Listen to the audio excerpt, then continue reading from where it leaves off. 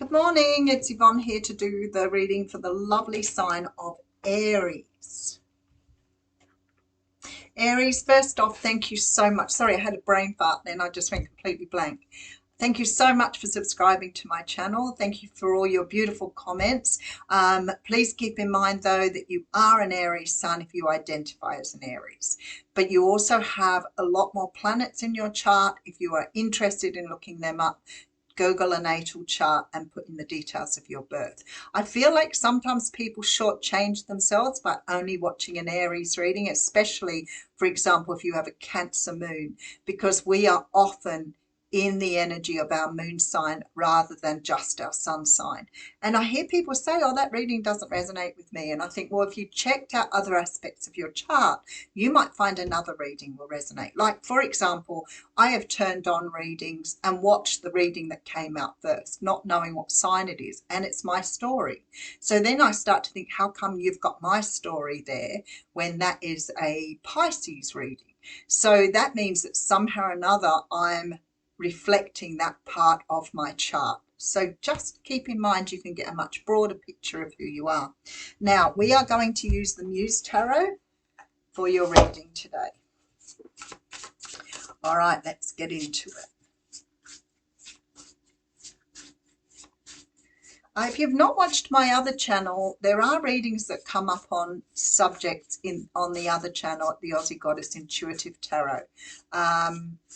Sometimes I can do readings over there that are love readings. Sometimes I just do the energies that come through. Sometimes they're healing readings. Sometimes they are just general readings coming through. So if you're interested in doing that, and or watching or listening to podcasts, make sure you check the box out below.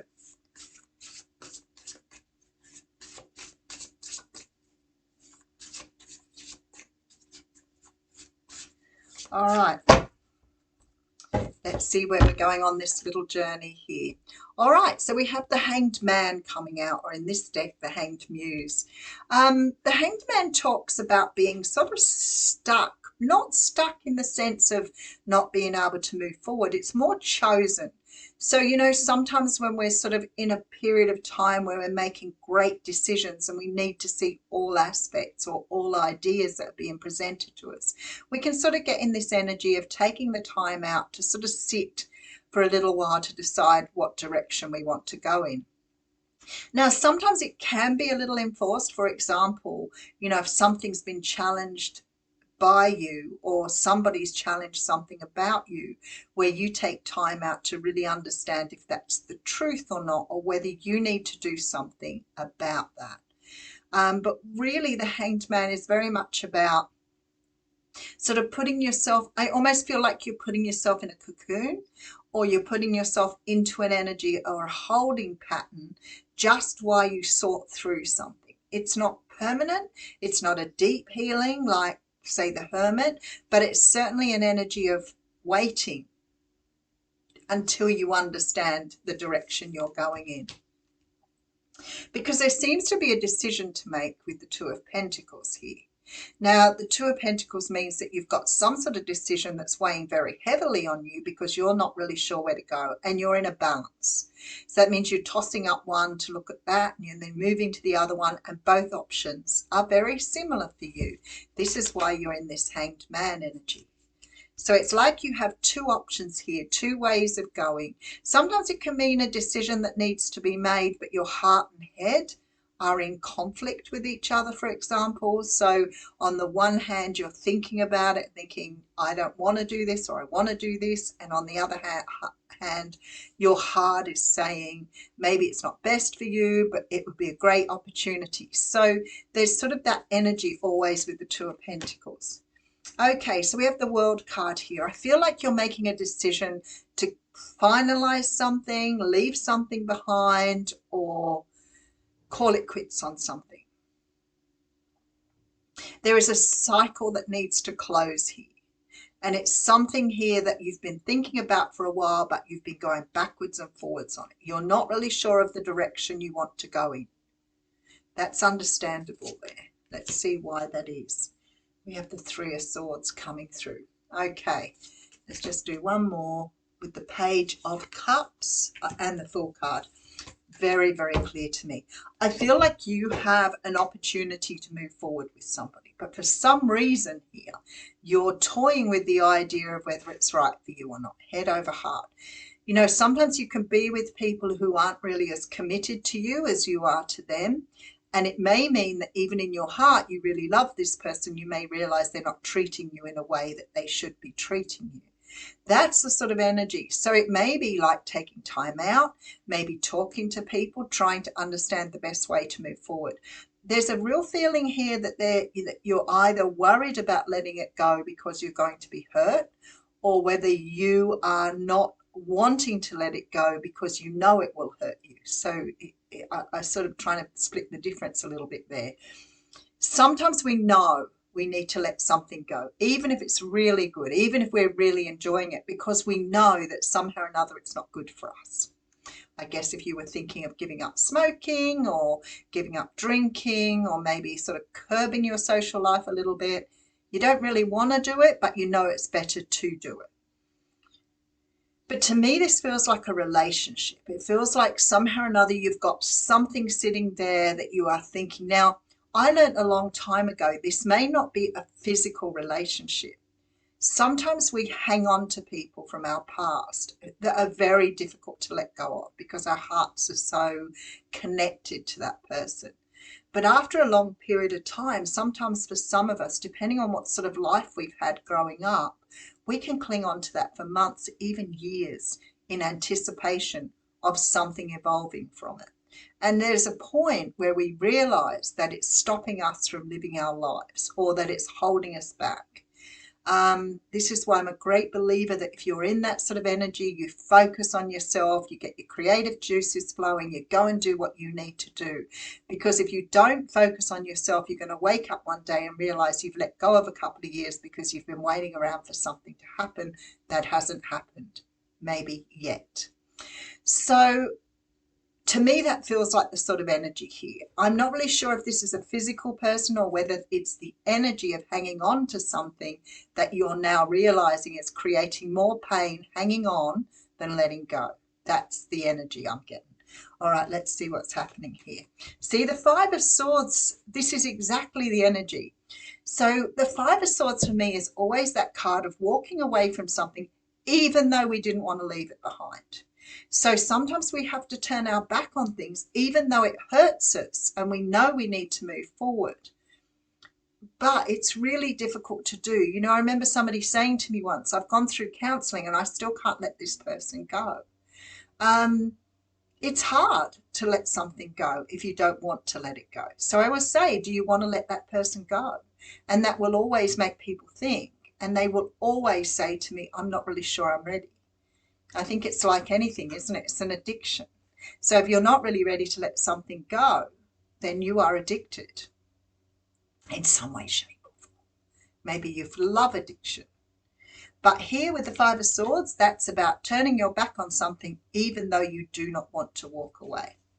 All right, so we have the Queen of Cups. You could be dealing with a Cancer, Pisces, or Scorpio here. With the Three of Pentacles, you've got a very strong tie with this person, and the Ace of Pentacles. Very beautiful, very, very clear reading. There is what I call a soul tie between the two of you. So you've got some sort of contract here that's keeping you sort of hooked on this person yourself. You sense this sort of energy of not being like this person's part of you. You can't let go of them.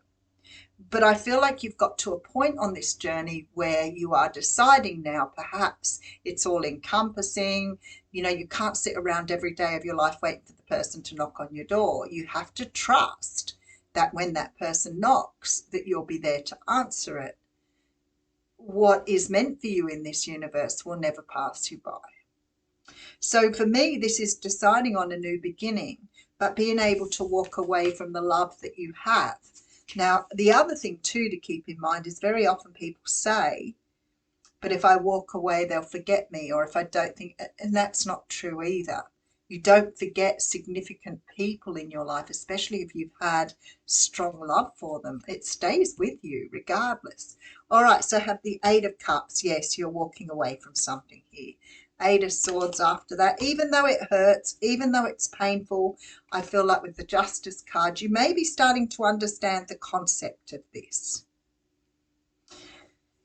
Because the turning your back and walking away is not saying I don't love you or I don't want to be with you. It's saying I'm going to put myself first here. I need to put myself first. I need to understand what I need. And by doing that, you actually pull the energy away from the other person, which gives them more chance to heal because they haven't got your padding around them. They see things more clearly. And the Justice card makes me feel that somehow or another you're to the point on your journey where you're starting to understand that you need to let something go to move forward. Again, it does not mean something's not going to happen. What it means is that you've done what you need to do and you've put yourself first.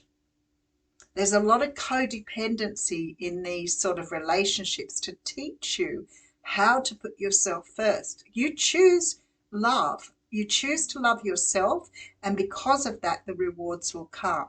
But if you're constantly giving your energy to the other person and not walking away from something, what you're in fact saying is, I'm valuing you more than me. And spiritually, that's sort of meant to turn around somehow. All right, so we have the Chariot, strong Cancer energy coming through there with the Six of Pentacles and the Star card. You see, it's all here. It's all here in this energy. I feel like I've got a hair here. I feel like you're meant to learn this lesson. Okay, so you're moving forward. You are walking away from something. I have the Chariot with the Eight of Cups here. So you're definitely choosing to walk away from something here. You're starting to realize that the walking away, and I always forget that poem that's so important when I do this, and I forget every time, and I know somebody will chime in with that. And it's the energy of if you let something go, if it returns to you, it was yours to begin with. But you have to let something go here for it to be able to return. Because the Star card is here, and the Six of Pentacles is here, and the Chariot's here. So there can be no result if there's no forward movement. It's like you're putting something into limbo by hanging on to it. That is why that is here. So you're creating like a vortex, a vacuum by hanging on to this person's energy. So nothing is moving forward because you're not moving forward. So I feel like there's some sort of choice here to take a step forward and to let go of what was, because somehow or another that will shift the energy. So at the moment you're in process, but I do feel that that ending is coming here. And it's not a complete ending. It's just you saying, I don't want to be in this space anymore. It's hurting me. I can't deal with that pain. So I feel like for most of you here, you're sort of hanging, waiting for a new offer to come through, but you've sort of put it into a holding pattern. So I don't think perhaps that you're realizing that you're holding on to the other person's energy and they're not moving forward either.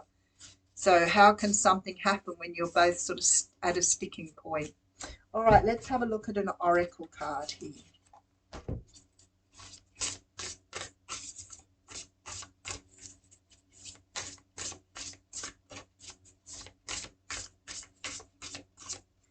All right, lay of the land, ancestral wisdom. Card 34. Oh. This is past lessons, being well informed, and ancestral wisdom. There are times when you're meant to discover and explore new terrain in your life, even to be part of a wave of change. This is one of those times, and what you're contemplating is perhaps new to you, but others have laid well-worn paths and left wisdom for you to rely and reflect upon. This is so you have a better understanding of potential and possible pitfalls on your journey. When you know the lay of the land, you are better able to fully experience what is being offered to you. This is a wonderful time to seek a mentor or good advice from an expert or elder. That way you will be able to meet life's opportunities and challenges well informed. Knowing you have a map, you can be curious about what else is here. This is a path that promises success in all areas. Where others before you have dared to tread, you will discover the treasure that they have left behind. for you to make your own. Very nice sort of energy there. So in other words, you have to discover the path to be able to gain or meet whatever it is you want. I'll leave you with that. Thanks, Aries.